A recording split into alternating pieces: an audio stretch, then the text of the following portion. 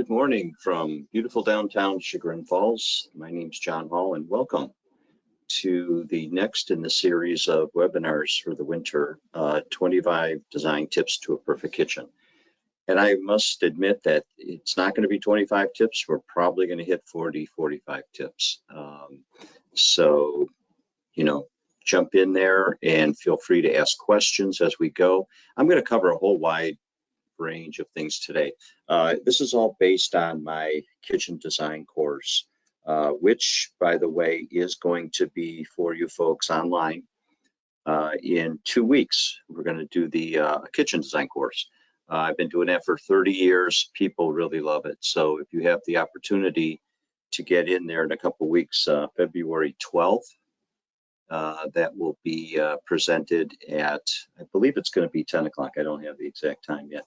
But I think it's stated at 9, but I may have to go to 10. So I'll let people know on that. And then we're also doing a bathroom one after that. So if you want any more information, look for it or give me a call, 216-870-2644, and we'll be happy to answer all those questions for you. Okay, so let's jump in. Like I said, we're going to cover a little bit of everything today. There's a lot of tips to be had in here.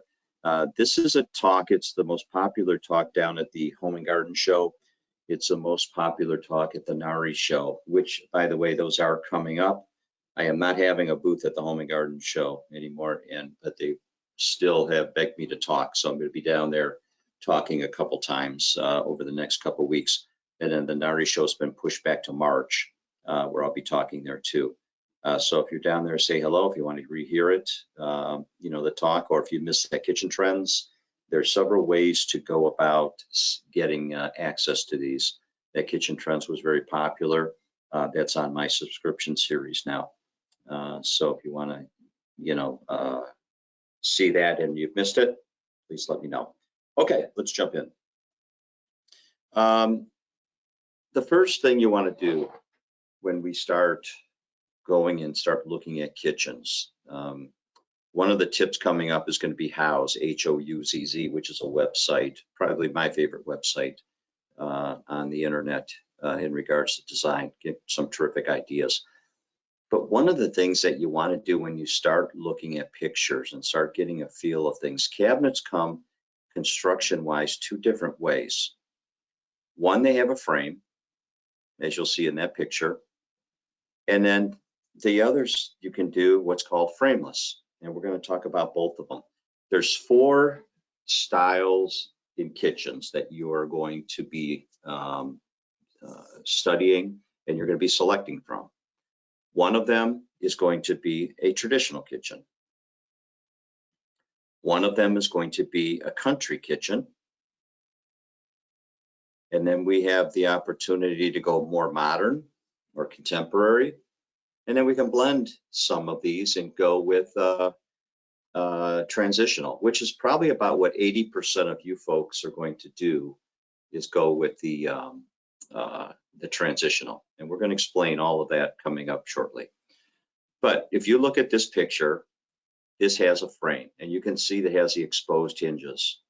I have a young lady. I'm going to always give examples of jobs and things like that today, but I have a lady yesterday that her cabinets were delivered in Aurora, and she sent me a beautiful little text. She said, John, oh my God, they're better than I thought they would be. And if you guys were in the Kitchen Trends webinar, that was the one I talked about, that green, that deep forest green kitchen that I showed you in that slide, and that was what was delivered yesterday. But the reason I'm saying that is what she said in her text really interested me. She said, John, I'm glad I did not, I'm glad I went with the barrel hinges, because it makes the cabinet look like almost like an antique piece, the way she had it set up. And you can see the hinges there on that inset. Now, most of you would not want hinges. A lot of you would not. If you do an inset, you're not going to want to see exposed hinges. So that's going to be up to you. But that's what, when you have a frame, you have that opportunity to have hinges showing or not. Okay, so that's the frame. Now, one of the things with the frame, you have the opportunity, if you notice, I just use that word inset, where the doors actually inset into the frame. They don't stick out past it. So that's something to look at as you go through. Most people, they want a really nice inset traditional look, then they go with the inset. And you can see that in the slide over on the picture over on the right. If you look at those corner wall cabinets, you can see how those doors sit in. And then we can go frameless. And frameless is very simple. All we're doing is getting rid of the front frame.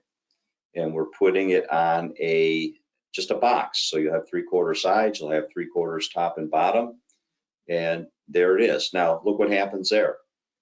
You get much more of a clean look. You're not having the busyness of having, like if you look at those drawers in this kitchen there on the bottom right, you can see you have that frame in between. It's a little bit of a busier look. Where you get more into the frameless, you just have more of a clean, simple, elegant look. And you'll see more pictures as they come up. Okay, let's talk about styles. Modern. I like to say modern is elegance through simplicity. If you look at this kitchen here, and here's the interesting thing when you start looking at modern. I also have mentioned in the past, if you guys want a great, there's only one product that I promote on my website, and that's my German line of cabinetry called Leicht, L-E-I-C-H-T. You can go on there and you can download the catalog. And even if you're going more transitional in style or even traditional, you can get some great ideas from the Germans. But this is a German kitchen. When you design, there's two types of modern or two types of contemporary. There's the American version of it and there's the European. I've been weaned off of the Germans, so I've fallen into the following the program of the European styling. And that would be more in keeping with this design where it's more minimalistic. My favorite part of this kitchen, by the way, is the photography there over on the right. You know, how you have just one thing that'll make it stand out. But as you look through this kitchen, you notice that look at the paint color. Okay, white or off-white. Look at the countertop. You don't have all that movement or anything in it. So just very clean, very understated. And that's what modern means. Some of the materials that we can use with modern, we can use woods, we can use lacquers, we can use laminates. And then there's materials out there today with, you know, you could accent it with stainless steel cabinetry, or you can accent it with, you know, I've done every concrete, you know, you can get the concrete kitchen today and get a beautiful look. So that's modern. Okay, this is the kitchen. This is out here. Well, I could walk there from here, here in Chagrin Falls. This is a kitchen out in Chagrin Falls. And this kitchen here is transitional. Now, what transitional is, it's very simple.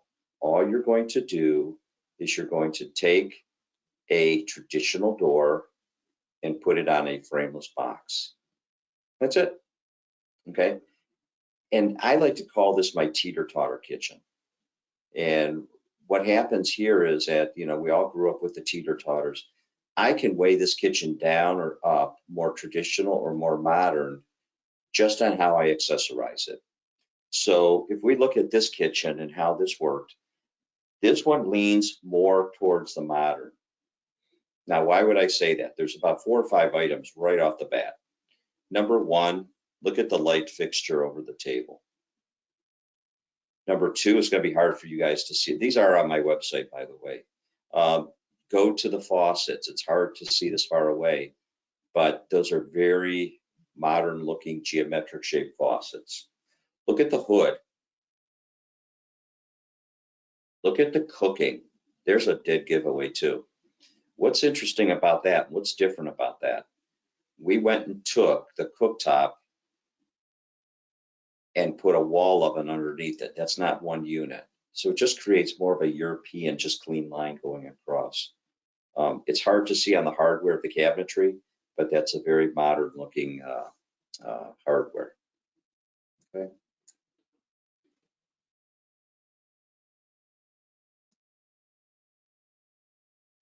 Traditional. This is it's a beautiful kitchen that was done about a year or two ago.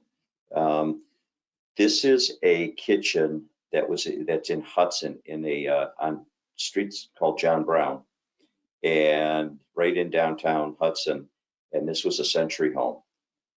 And talk about how long I've been in this business. I redid, this is the first kitchen of my own that I have redone. I originally did the kitchen in this house about 25 years ago, and we redid it. So you can look here and you can see all of a sudden there's the inset. If you look closely at the wall cabinets, just very traditional. It's just a very clean, sophisticated feel.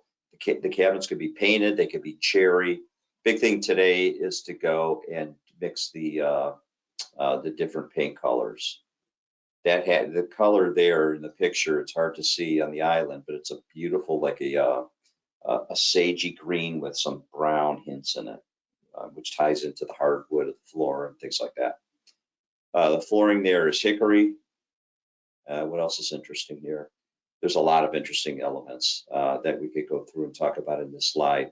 But, oh, the thicker countertop.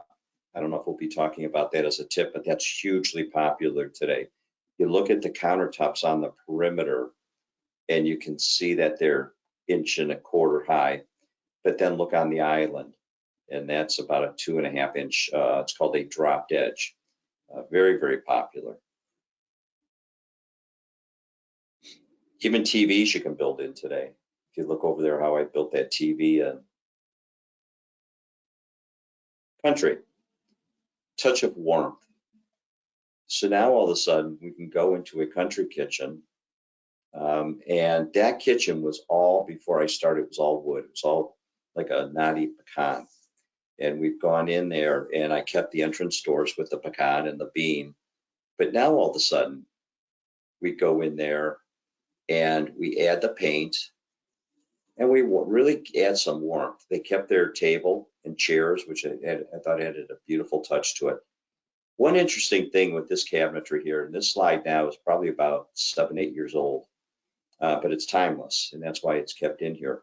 But one thing, if you would notice that you look at the doors of the cabinetry, they have a glaze on them.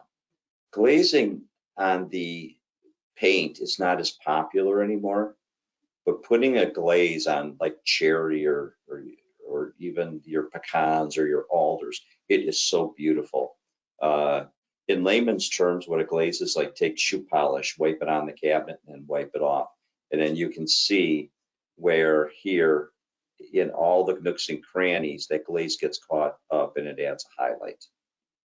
This client came to me and said, one word, she said, "John, I love whimsical.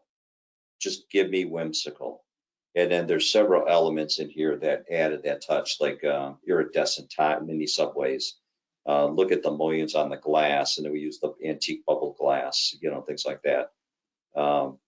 We used a glass countertop for the island.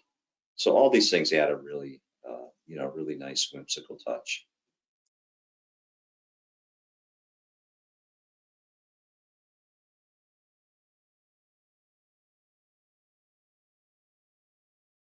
Okay, this is really big.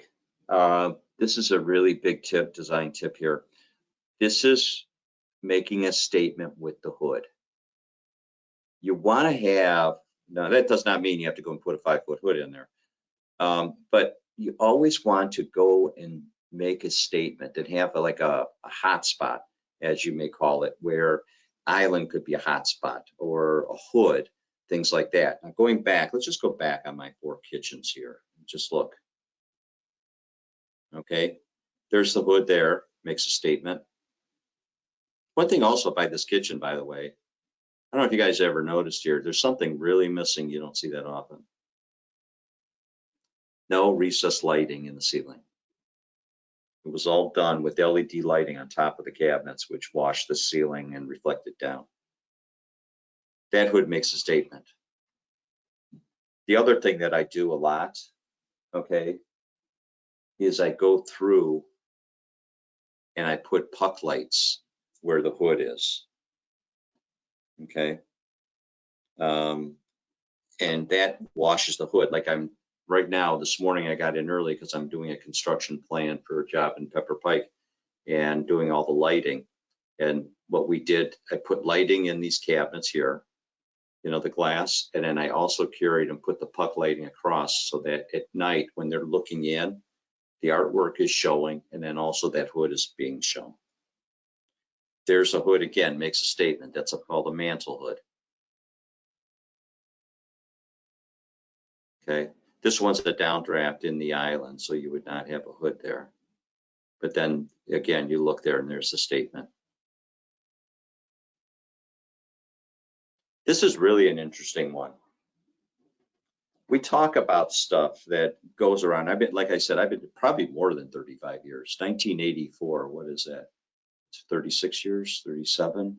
And the trends come and go. I'm not a big word, in fact, I stopped using that trends talk for a while because, trends come and go. And this is one of them. And it's popular again. And this is the banquette seating. Now, one of the things that I love, I can have a lot of fun with the design with banquette seating, is if I were to have a table in a room, it's going to take up a lot more space than having a banquette, because a banquette could be worked into a corner. But look how nice that looks and the fun we can have. I did a job in Moreland Hills, and a lady was a bird watcher, and we put windows where that artwork is up there. We designed it so that she could just lay there on a lazy afternoon and look out. And it doubled up, and she could nestle in with a book and look outside and things like that. So there's different things that we can do with this and we can accomplish with the banquette eating. The only negative I can come up with is I grew up with a family of 10 brothers and sisters, is to try to ask 3 or 4 of my brothers to move as I'm trying to get out and get the milk. So that would be the only thing, but we don't have the large families anymore.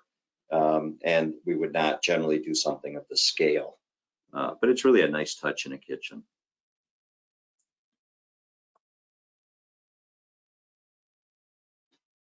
Mise en place.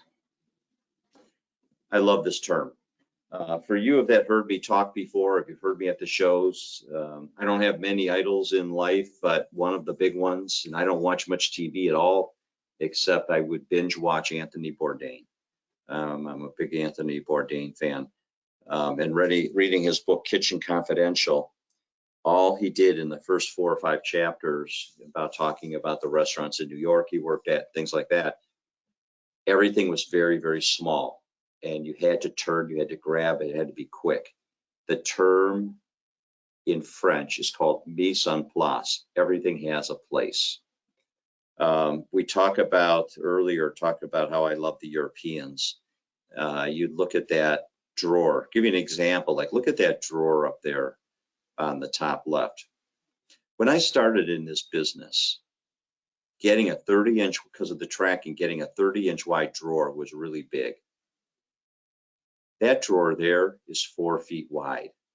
Look how you can open that up. And I don't know if you can see on that slide, but that top right on that drawer, you got aluminum foil, wax paper holders. You've got everything partitioned and divided off.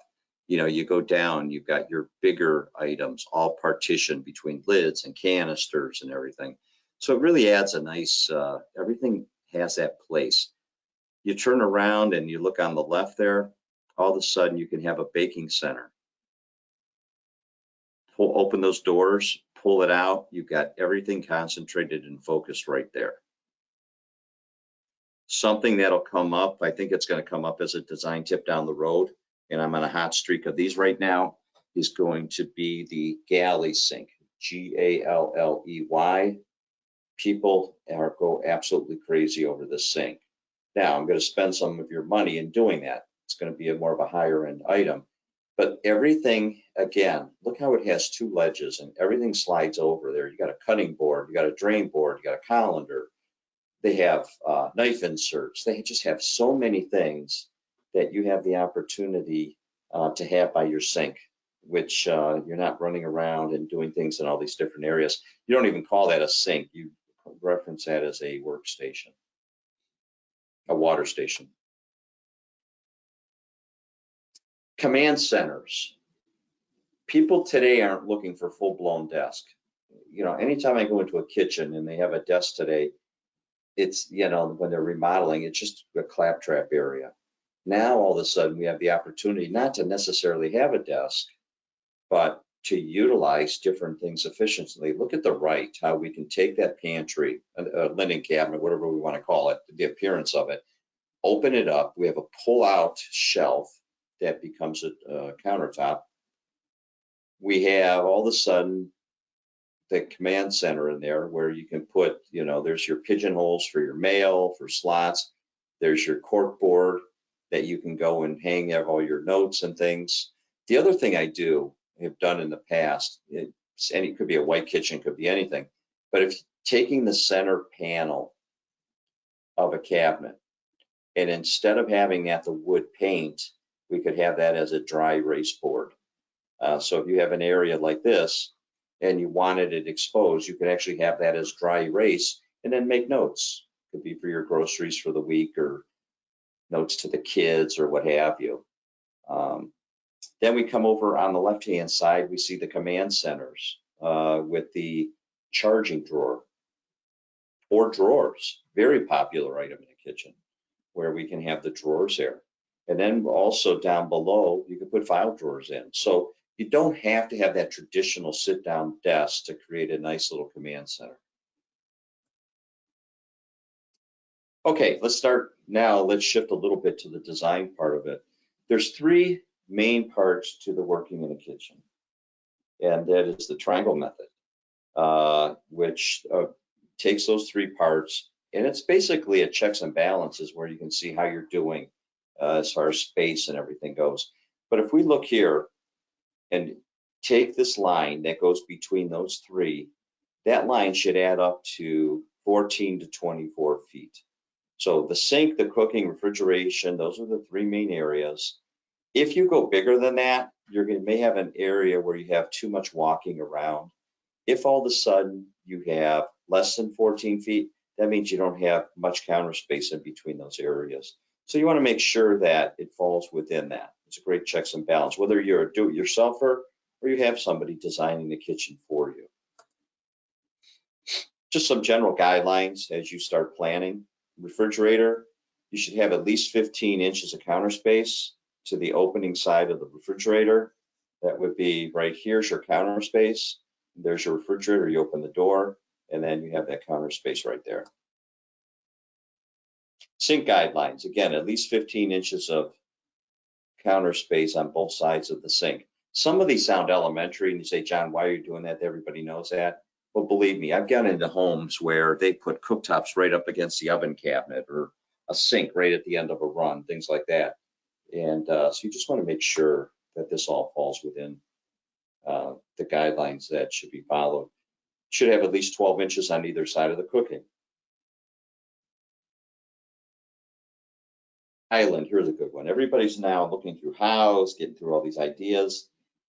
You look here and all of a sudden you say, hey, John, can I have an island? I see it in house, I see it here. You have to follow the guidelines.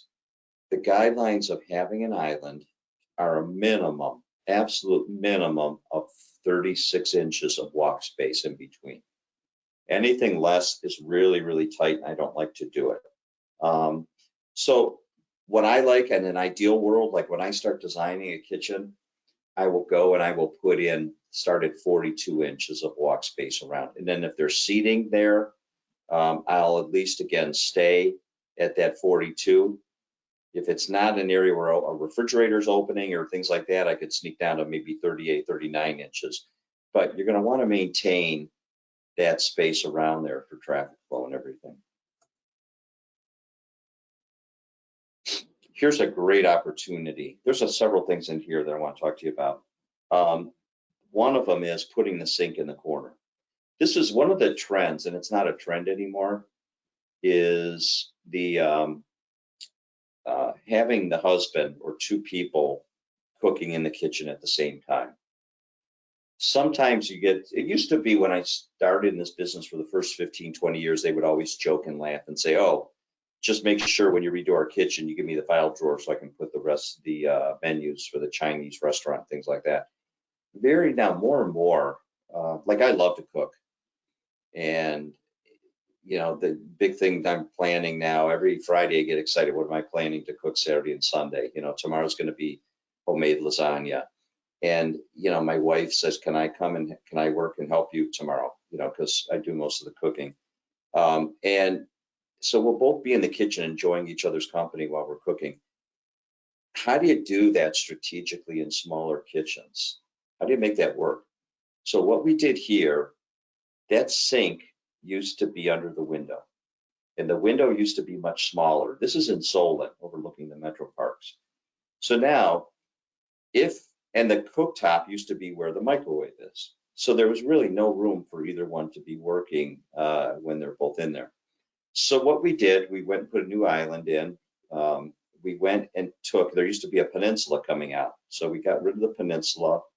We put the island in. I moved the cooking, created a focal point. There's the hood. And then I took the sink and I put it in the corner. Now instead of having 12 to 15 inches of counter space between the sink and the cooktop, now they've got about 4 or 5 feet. So I'm not saying put this into every kitchen. I'm not saying just automatically throw a sink in the corner. There are certain times where it's going to be really strategically advantageous to do that. The only negative to that is it becomes a one-person work area. So that's really the only negative. There's the microwave. You may be surprised or not surprised when I tell you I don't put microwaves into kitchens anymore. In fact, I can't remember the last microwave I put in. And I'll tell you, that'll come up what I've replaced that with in a slide in a little bit. But if you do put a microwave in, look what you can do there. You can go and you can put in a trim kit and make it look built in. And so that's what we did there. Now, I'm going back to slides 1 and 2 when I talked about you can have a kitchen either with framed or with frameless. Well, guess what? I'm going to throw you a curveball. You can put both in the same kitchen. So if you look here in this kitchen, the kitchen's frameless, except for the island and except for the cooktop cabinet.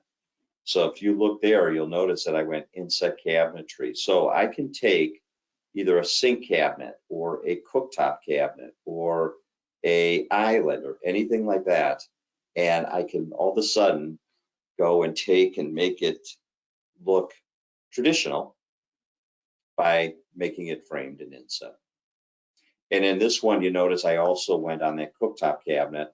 I put columns, tapered legs, pulled it forward a little bit, went and did a higher toe kick, a 5-inch toe kick, and painted it black underneath. So it looks like it's freestanding.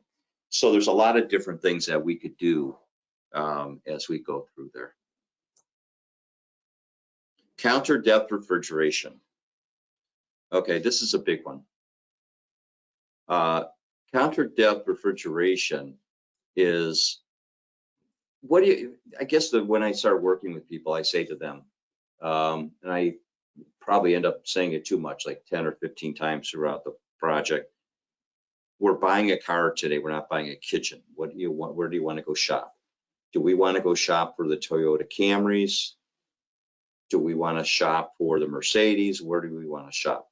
So all depends on what you want to invest. To get a good appliance package, you'd be anywhere between probably 10 and 15,000 if you need all new appliances.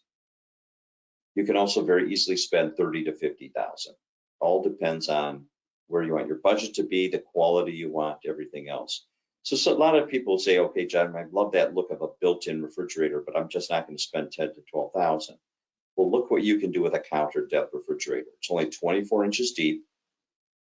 You only need like a 1/2-inch gap around. You can get a great look out of it. So that's referred to as counter depth refrigeration. It basically is the same refrigerator you have at home. Now, the only negative to these, and a drawback to spending only, $2,500 to $3,500 for a refrigerator, is that it's going to only last you 10 years max. Where some of the built-ins, if you spend 3 times the price, it'll last you 3 times longer. So that's something to think about.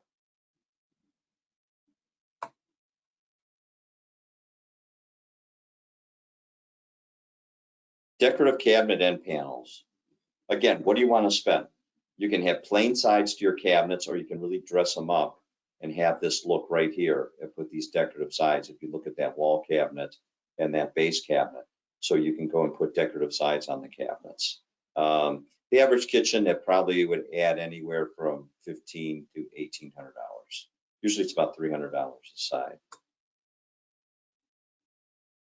Here's that Hudson kitchen again, a different view of it. Integrated appliances. So now all of a sudden, if you see, I don't know if you looked on that first slide and saw, but this client 25 years ago, I raised their dishwasher for them and they said they loved it so much they did it again. So you don't even really know that's a dishwasher there. But below the TV is a dishwasher. And that's integrated. So the bottom line is you don't know it's a dishwasher when you walk into a room. Dishwashers also today are so quiet that you hardly even know that they're on. The kitchen also has a pantry and refrigeration. You would be hard pressed to know if you were in that kitchen where it is. And you would say, oh, John, well, the refrigerator's right there. And you're right. But if you were in that kitchen and looked across, I mirrored that with that same leaded glass I lit above it. They both look exactly the same. And one is a refrigerator, one is the pantry. That's what integrated refrigeration means. We can also integrate warming drawers, compactors, ice makers, wine machines, all that kind of stuff. Can't do it with cooking because of the heat factor. That's inset cabinetry again. There's a great view of it in the island.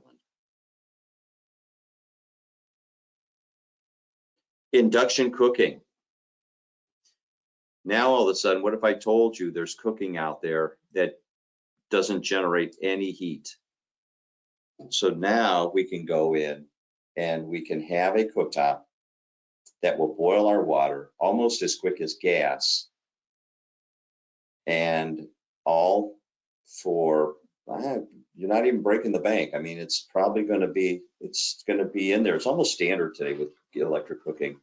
You probably spend anywhere from $1,000 to $2,500 for a good induction cooking cooktop. They come 4-burner, they come 5-burner. Now, how does this work? The trick is you need to have a pan that a magnet will stick to. There's a magnetic field under the glass, and then when you turn it on, that magnetic field will cause the molecules in that metal to move 1,000,000 miles an hour and create friction, and then the friction will create heat. That's induction cooking. 2 places that I love to get appliances. One is at Jim at Bloom Brothers, and the other that I take a ton of my clients to is Ferguson's. I think that's Bedford Heights, right across on Miles, right across from Lowe's. Aaron, they're the manager, will take fabulous care of you. And if you want to go to Bloom Brothers, I would talk to Jim.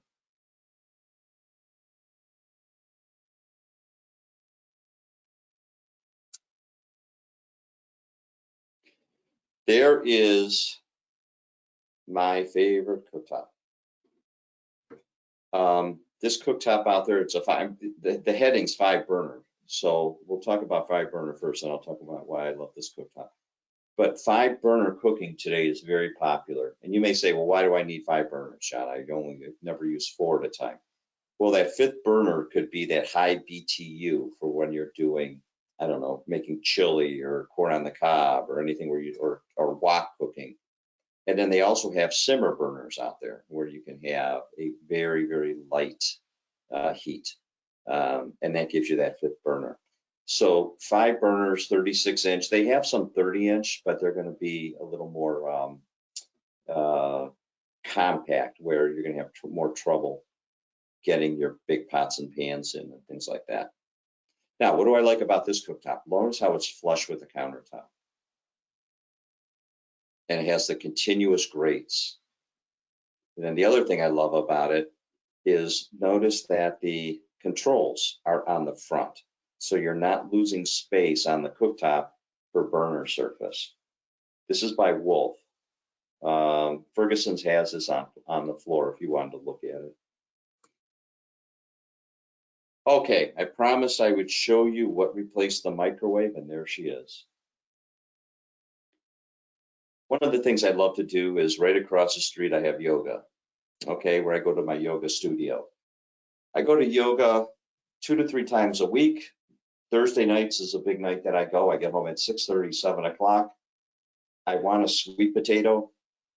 And all of a sudden I said, well, if I put a sweet potato and it's going to take an hour to cook, that's a problem. So I don't want to eat dinner at 8 or 8:30. So I could put a sweet potato in this oven. By the time I go let Pebbles and Denali out to do their business and they come back in, I've got a sweet potato restaurant quality cooked in that oven. Great for casseroles. It's great for, it's incredible. And it's not also a money breaker. You know, you can get a great speed oven for probably around 15 to 1800 bucks.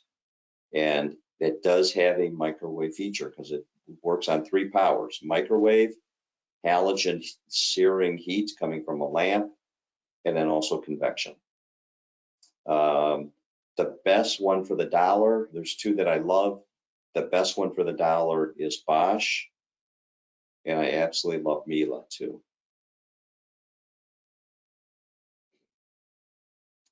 Now, here's a great product. This is a tough, you know, you're going to go through and have to make 30 to 50 decisions in your project. This is going to be the toughest one, probably. Steam cooking is the best way to cook. Incredible things we can do with steam. You could put in asparagus, seasoned asparagus in a perforated tray on top, put some salmon underneath. Miele's oven will tell you when to put the salmon in, when to put the asparagus in.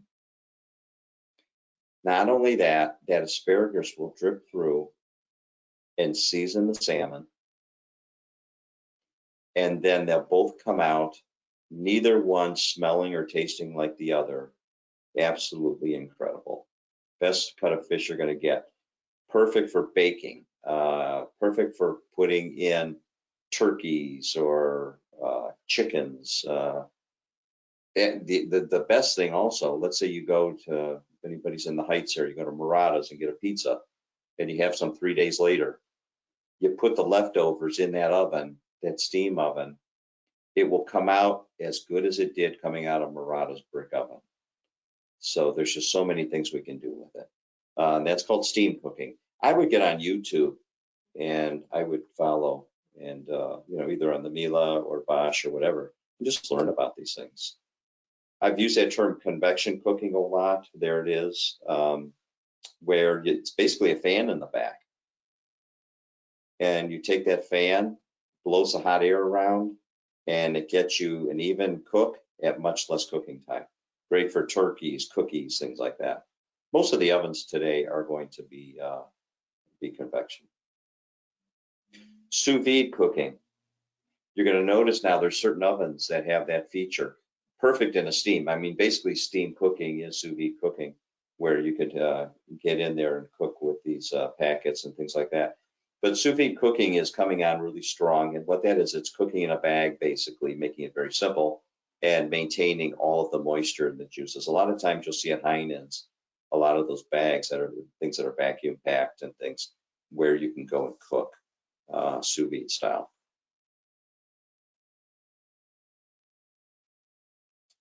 Okay, promise me you won't do your kitchen without that little guy on the bottom left, the air switch. That turns your disposer on and off.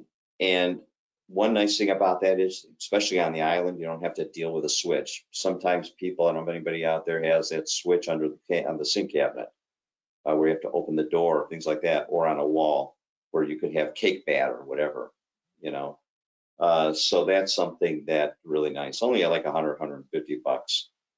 Another thing on here, another design tip. Notice there's 2 faucets. One is for filtered water. If you're going to do filtered water, you want to have a separate faucet because that filtered water system will slow down your main faucet. And the other thing, you'll keep going through cartridges because all of a sudden you're going to have a situation where the the water that you don't need to be filtered is going to be running through there, and you're going to be wasting the filter. So that's something to think about. Another thing, look at this countertop. Quartz is more and more popular every day. I probably do quartz in 90% of my kitchens, but if somebody wants granite today or quartzite or something like that, or even quartz, some of it comes what's referred to as leather finish. It's almost like a satin paint. Look how beautiful that is. It's not shiny. It's really, really, really attractive. That's probably my all-time favorite countertop right there. It's granite, and it's in the leather finish, and it has that beautiful wavy look to it. The thing I like about it, it's not in your face. It's still subtle. It's still, has all the charisma, but it doesn't dominate the kitchen. Quartz sinks. Love quartz sinks. Blanco is my favorite brand. And with Blanco, all of a sudden you can go in and get a sink that won't chip, won't scratch, won't scorch. Comes in beautiful designer colors, all different sizes. Great opportunity to have a great sink for a great price, and really, really nice. So I would recommend Quartz. Like Blanco, again, is my favorite brand. There's a galley sink, a close-up view of that galley sink we talked about earlier.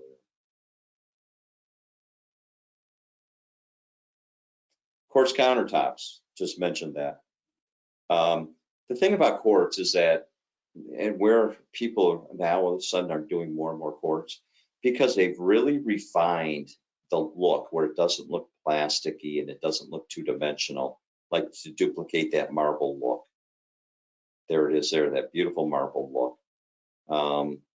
And there's just really, really nice stuff. You can go to Mont Granite in Solon. I love going also to UGM in Oak, is it Glenville? Not Glenville, Oakwood. I think it's Oakwood. It's right off of the Broadway Forbes exit at 271. And really, you can look at slabs of this stuff and the beauty that you can get with it today. And then also we have the gold. Notice those gold accents. Gold is very popular today. Not the polished gold as much as the satin golds and the burnished golds and things like that. There's that hood that makes a statement again, by the way. Luxury vinyl tile, really hot right now. Luxury vinyl tile is duplicated woods, and you almost can't tell the difference. The only drawback, I would not put it up against real wood, but if you don't have, let's say, real wood in the area, and go and put this stuff in. Now, the huge thing about this that's really, really, really big is that I don't have to tear out my tile floor to put this down. If it's going to be hardwood or something, I would have to tear all that out and have that big expense. This can go over that. It's only like 1/17 of an inch thick. So it works really well. Marshall 1 in Mayfield is the only place I would work with. One of the things also they'll do is they'll have a luxury vinyl tile with tile, the look of tile, and you can even have it grouted, so it looks like it's real tile. The only drawback to that is that you don't have the selection that you'll have if you go the wood direction. Like I think, like at Marshall, 85% of their samples are all going to be wood, and it's much more restricted when you go to the tile look. Architectural 3D tiles are very popular now. So if we want to make a statement through tiles, maybe not that dramatic a statement.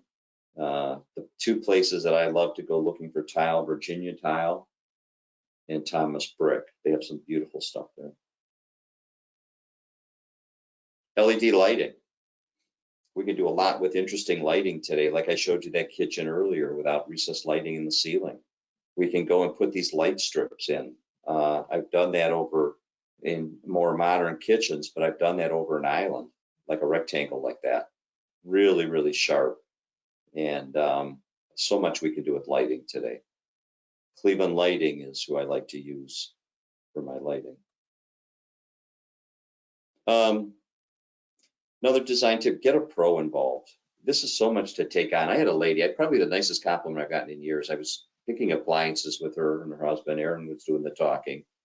And the wife just nudges me and whispers to me, says, "John, I could never do this without you. It's so overwhelming. And she thanked me. And, you know, it's nice to, when you have that, but there's just so much out there, so much to understand, so much to do. And that's why hopefully this class is beneficial. And if you take that kitchen design course in a couple of weeks, having somebody do artistic renderings.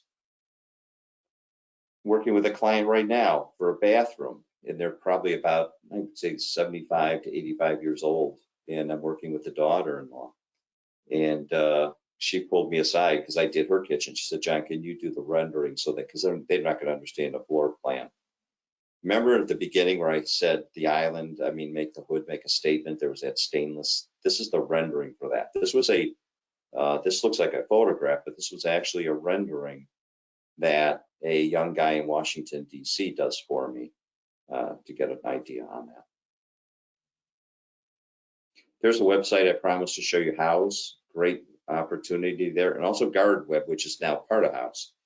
And Garden Web I love because you can go in there. It's a forum and talk to people around the country where you could say, hey, I heard about this speed oven. Does it really work? How do the potatoes come out? No, you'll have consumers from around the world that'll respond to you, or which brand is better, or this or that. So, okay, some upcoming educational opportunities. We have the upcoming classes I told you about. I'm showing at 9 to 11, but I think I'm going to bump it to 10 o'clock, so you'll have to be aware of that. And then we also have a bath design class on the 19th. Another thing, if you're interested in, I think this is well worth the money. I don't know if anybody followed me through the pandemic, but I would talk every other week, hour webinars. I went and have recorded them all and have them all available to you. I've written a book, a design guide. I have an interactive checklist for you. I have a pricing program. I have everything under the sun, and you can buy a subscription for it. And you can let me know if you're interested in that. People, it's invaluable. Like I have a webinar talking about how to select cabinetry for an hour, how to buy the right appliances, countertops, just everything to, designing a kitchen. So all these are available to you to sit at home with a glass of wine and just go through. So if you're interested, just email me or call me on that. Okay. Well, that takes us to the end. And if there's any questions, you guys can email me. I hope you enjoyed it. And I will look forward to seeing you or talking to you in a couple weeks. Thank you. Bye-bye.